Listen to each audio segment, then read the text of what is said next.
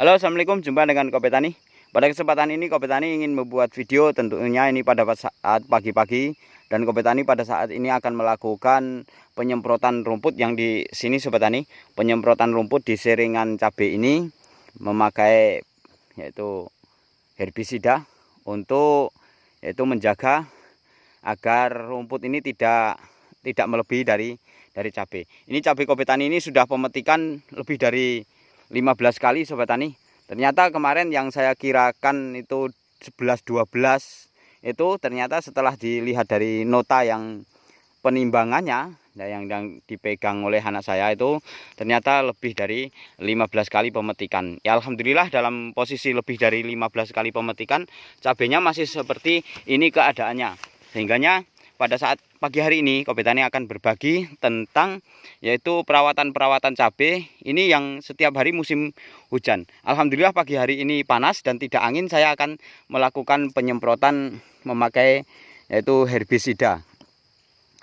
Jadi Sobat Tani, dalam pola budidaya cabai ini banyak sekali kendala. Untuk mencari cabai yang subur, tinggi batangnya, dan kelihatan hijau royo-royo pada saat di muda ataupun yaitu memasuki masa generatif, itu sangat mudah sekali.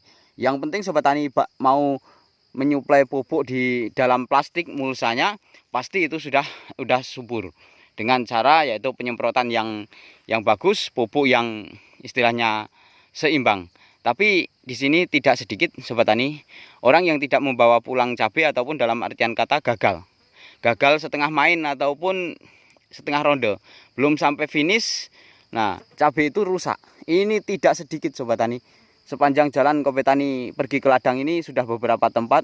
Seandainya saya tidak maksudnya itu dia nanti takut dijatuhkan, saya minta izin untuk bikin videonya. Tapi karena biarlah mereka urusan mereka. Ya, untuk saya ini, ya untuk saya sendiri, apa yang terjadi pada diri saya sendiri, seandainya baik saya berbagi. Contohnya ini. Jadi punya saya ini sudah lebih dari 15 kali pemetikan, tapi walaupun seperti ini, kerdil-kerdil ini, kondisi cabenya alhamdulillah sehat. Ada yang 1-2 kena antraknos yang sudah ujung-ujungnya. Ini suatu batas kewajaran karena tidak sedikit orang yang tidak bisa membawa pulang dalam keadaan selamat dan gagal di tengah jalan.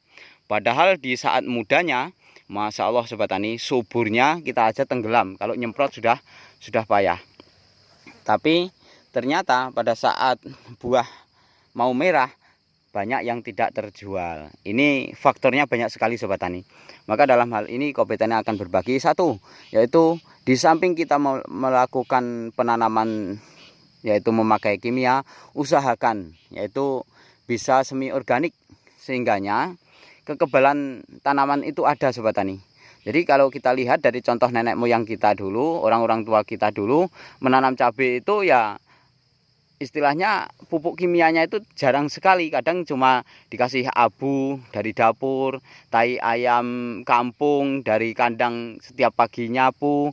Nah, itu dikepiur-kepiurkan di pangkal-pangkal batangnya aja sampai berbuah berkali-kali petikan. Contohnya kalau dulu cabai rawit Sobat Tani. Nah, tapi sekarang satu periode berapa petik aja sudah habis karena sifat kimia yang kita berikan itu terlalu berlebihan. Nah, dalam hal ini Kopi Tani mengajak untuk kita sedikit demi sedikit membenahi tanah lahan pertanian kita dengan cara yaitu semi organik. Contoh dari Kopi Tani ini menanamnya, kalau nanam cabai nggak pernah banyak pupuk kimianya. Dan sampai keheranan banyak kawan yang bertanya habis berapa sak ataupun berapa ratus kilo. Saya ceritakan ternyata geleng kepala dan hampir tidak percaya. Karena apa? Karena sedikitnya saya memakai kimia. Begitu juga di dalam penyemprotan saya lihat kalau di dalam fungisida ataupun insektisida, kawan-kawan itu banyak sekali memakainya. Takarannya itu sudah kayak gitulah. Walaupun di situ nampaknya itu ya karena tidak memakai timbangan gram, fungisidanya sudah sekian sendok dalam satu tank dicampur-campur. Nah, untuk Kopi Tani, Sobat Tani bisa tahu bahwasanya paling maksimal satu jenis dari fungisida itu 2 sendok itu sudah Masya Allah itu. Nah kalau memakai 2 biasanya sudah 4 sendok tuh satu tank. Ada yang sampai beberapa sendok dan kelihatan putih sekali di cabai ataupun tomat ataupun apa yang disemprotnya. Itu karena apa? Karena sudah banyaknya yaitu bahan kimia yang dipakai, sehingganya harus melakukan ekstra di dalam segala sesuatu perawatannya. Tapi kalau organiknya banyak sobat tani, maka dengan sendirinya dia tuh seakan-akan seperti alami. Sehingganya memudahkan kita dalam perawatan karena dia sudah mempunyai kekebalan tersendiri. Memudahkan kita di dalam perawatan dan yaitu mengirit biaya karena sudah sifat organik itu sendiri bisa dia menekan dari segala macam, contohnya ya kalau jamur ya jamur, kalau dari hama ya hama. Terus di samping itu kalau pupuk yang di dalam plastik mulsa sini sobat tani itu banyak yang organiknya, maka tanah kita ini untuk tanaman kita pertama kali jangka pendeknya yaitu kebal dengan berbagai macam penyakit.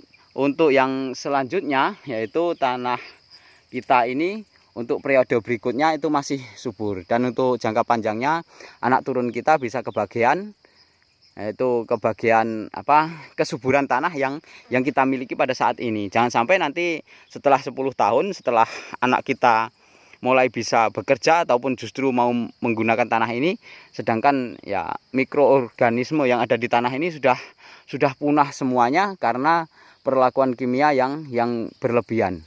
Dengan kita memikirkan kita sendiri, kita mengeksploitasi tanah-tanah kita ini, memeras tanah-tanah kita ini dengan bahan-bahan kimia, sehingganya ya anak-anak kita nanti sudah keberatan di dalam berbudidaya tanaman yang dia kehendaki. Tapi dengan pola organik, maka insya Allah tanah kita ini akan bagus dengan berkesinambungan. Saya berdiri di sini aja sobat tani karena saya insya Allah hanya beberapa menit untuk melakukan pembuatan video ini, dan setelah itu saya akan melakukan penyemprotan. Nah, adapun organik itu banyak sekali yang dari pabrikan ya, banyak sekali yang dari pabrikan. Dan untuk saya ini saya akan berbagi bahwasanya saya memakai pupuk tai sapi dan tai kambing.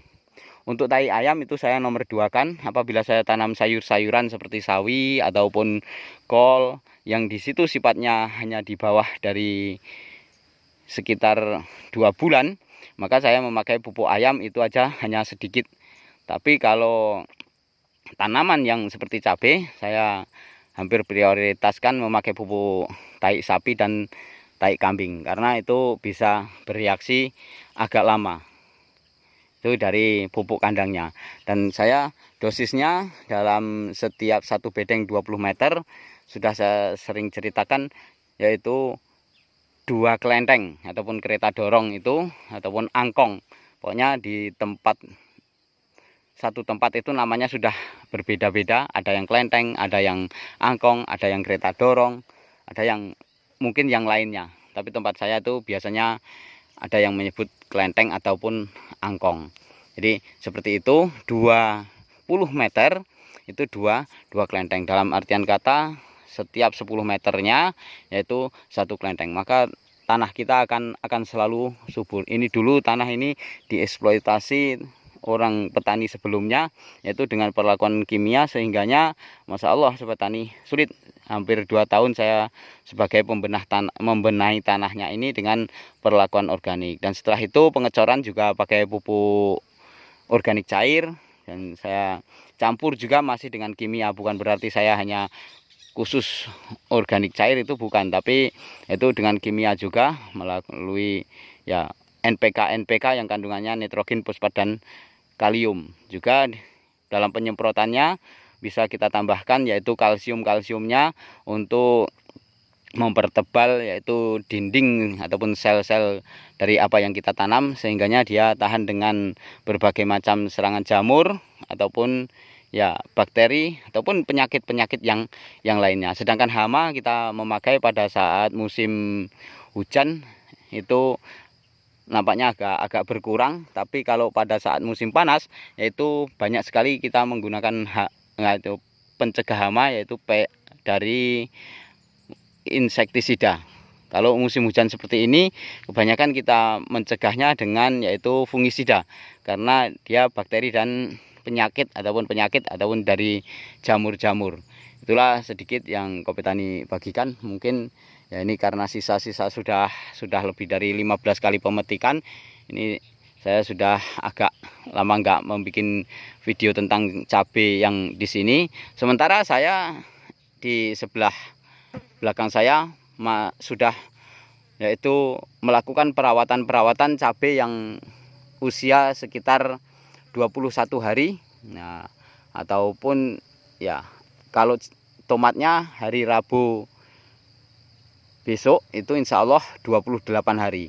Dalam kondisi sekarang sudah mulai bunga. Saya akan tunjukkan Sobat Tani ke arah tomat yang mungkin Sobat Tani mudah-mudahan bisa termotivasi. Seluruh tanaman saya yang ada cabenya, yang penanaman periode 2021 akhir ini, khususnya untuk di November Desember ini. Jadi saya telah cari tomat ataupun tumpang sari dengan tomat. Kondisinya sudah mulai berbuah. Dan kalau nanti saya sudah nggak bikin video yang di sini, Sobat Tani, alhamdulillah cabai ini dapat harga. Itulah kembali hukum dari alam pertanian, itu hukum dari pertanian. Kalau lagi cabai banyak yang rusak, musim hujan biasanya harga melonjak. Ini di mana saja saya lihat di YouTube, di Facebook, ataupun di komunitas petani cabai Indonesia, ataupun di komunitas petani cabai daerah-daerah itu kan, karena setiap kabupaten mempunyai komunitas tersendiri. Itu ternyata di mana-mana beritanya naik, dan sudah ada banyak komentar yang menyatakan bahwasanya naiknya cabai ini membuat payah orang yang mau makan cabai. Nah, tapi kalau pas murahnya kemarin itu yang payah adalah petani. Jadi itulah roda kehidupan, kadang di atas kadang di bawah, maka semuanya harus kita terima dengan yaitu cara mensikapinya secara bijak. Ya, bukan berarti saya izin untuk penyutingan ataupun pembuatan video di lokasi cabai yang sekarang ini sudah tua seperti ini. Ini mungkin saya akan berhentikan dan saya akan konsentrasi ke cabai yang muda. Jadi saya akan tunjukkan kepada Sobat Tani bahwasanya tanaman saya yang periode 2021 akhir ini, yang kemarin ini 6 bulan 7 penanaman, ini sudah hampir habis. Alhamdulillah, belum sampai habis saya sudah nanam lagi. Kalau bisa, mohon maaf, ini sebagai motivasi Sobat Tani, kalau bisa, walaupun pakaian kita petani, kita jangan sampai kalah dengan penghasilannya, yaitu dengan pakaian kantor ataupun pakaian bersih, apapun itu pekerjaan dan aktivitasnya. Walaupun tempat kita yaitu di kebun, kalau bisa, ataupun di desa, di pegunungan, kalau bisa kita jangan sampai kalah dengan penghasilannya orang yang tempatnya di kota. Itu kalau kita benar-benar petani masih banyak peluang. Ini sebagai motivasi. Saya kira cukup sampai di sini dulu. Saya akan syutingkan bagaimana keadaan tomat dan cabai saya yang masih kecil. Nah, ini yang di sini Sobat Tani, ini cabai ini sudah hampir afkir, sudah hampir habis.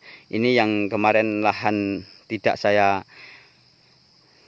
taburi pupuk lagi ataupun lahan bekas. Terus yang di situ Sobat Tani, itu ada anjir-anjir tomat itu. Itulah tempat saya menanam tomat. Ya, sekarang kondisinya sedang yaitu waktunya penalian. Jadi saya akan pergi ke sana untuk menunjukkan bahwasanya setelah saya selesai di sini dan ini masih bisa dipetik lagi, maka saya akan menunjukkan yang di sana, itu di sekitar ini sebelah batang tebu ini, yaitu tomat-tomat saya yang sudah keadaannya seperti ini Sobat Tani. Nah, ini sudah menunjukkan bahwasanya tomat saya sudah mulai akan berbuah.